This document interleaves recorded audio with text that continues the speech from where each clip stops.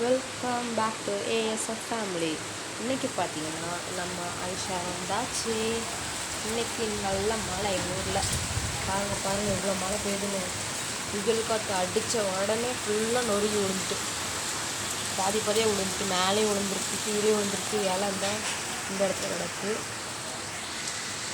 சரியான மழை. Butter rose மட்டும் தாங்க சரிஞ்சிட்டு இருந்தா, அந்த ஒரு வருஷம் சரிஞ்சிட்டு. நல்ல மழை பெய்யுது.